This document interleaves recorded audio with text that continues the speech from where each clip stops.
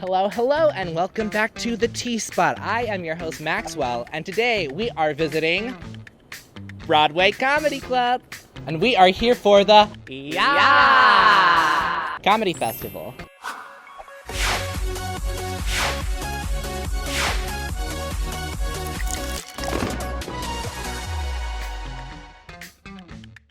I'm so good at this as I eat the microphone.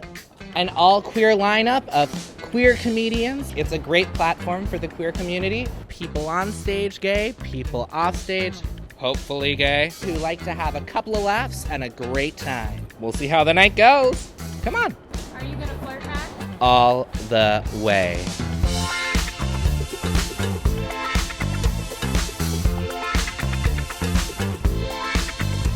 So cute. You got that like whole pink iridescent look going. Such a moment. Oh my gosh, wait, we're both Velvet.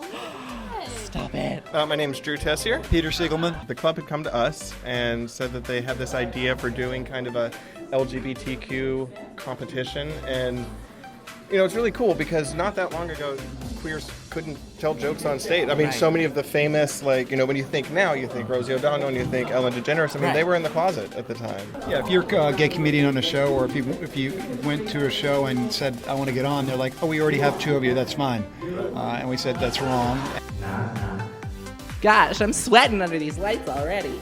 I saw you already went out. How'd that go? Great. I had a ton of fun. It was a blast. Great audience. Packed room, incredible vibes. Yes. Everyone's here and accepting and lovely and kind. Could you kind of explain your entryway either into the comedy field and then how you kind of finagled your way into this Yaas Queer Comedy Fest? Well, when I was growing up as a gay kid, I realized that being funny got me attention in a good way and people didn't hate me.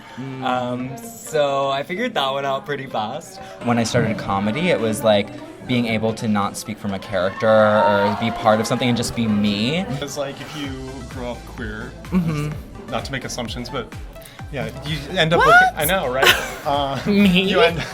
You think like this is how people are, but like, and you're like, I'm not like that. What else isn't like how people say it is? And that's where you find a lot of humor. Yeah. For me, it shaped my kind of perspective on things. Of like, why can when something bad happens, like I had a story about a guy flipping me off and calling me the F word, and I was, but like, how can I turn that around to be funny? Right. The winner of this competition is going to walk with a really huge package. I mean, they're going to have a residency here at the Broadway Comedy Club. They have a good chance of getting cast here at the Broadway Comedy Club. Plus, they're going to be booked on smaller queer shows all over the boroughs. The headliner at this show right now was the first trans comic to be passed into a major comedy club last year during Yaas Fest. So, I mean, she's a big deal now. Yeah. We're lucky that she still takes my call. Yeah. I actually started comedy 10 years ago on the 4th of October, so it's just over 10 years. And I transitioned. Well, happy anniversary. And my anniversary where I transitioned was 12 years ago. Oh, wow, okay. So at the time, I was too terrified to even come out as trans. Right. For like about 3 or 4 years, I wouldn't talk about being trans. You know, that just wasn't, I was afraid to do it. I was afraid of being rejected. I was afraid of like all sorts of like, for all I knew, I could get the shit kicked out of me outside of a bar one day doing a show. Right. And then once I was like, you know what? I think it was around the time when Jazz Jennings had her book out.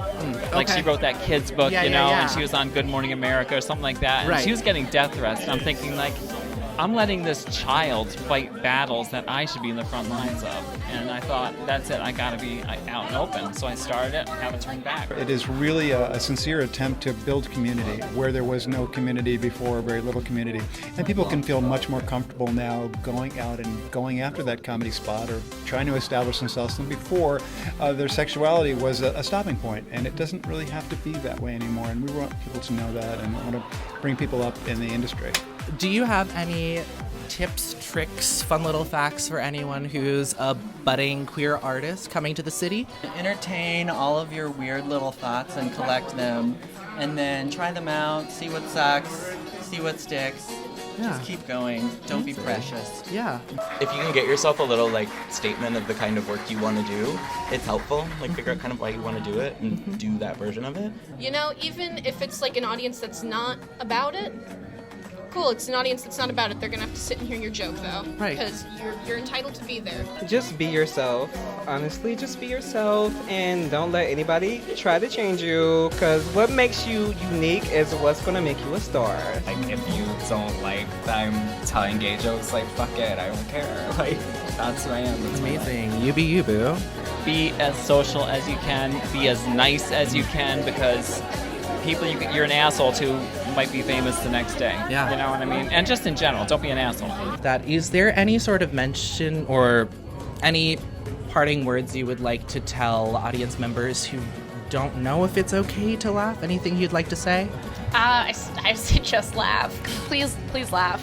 We want it so bad. So bad. It's what we live off of. Right. And before we part, could I just get one quick Yaas? Yaas.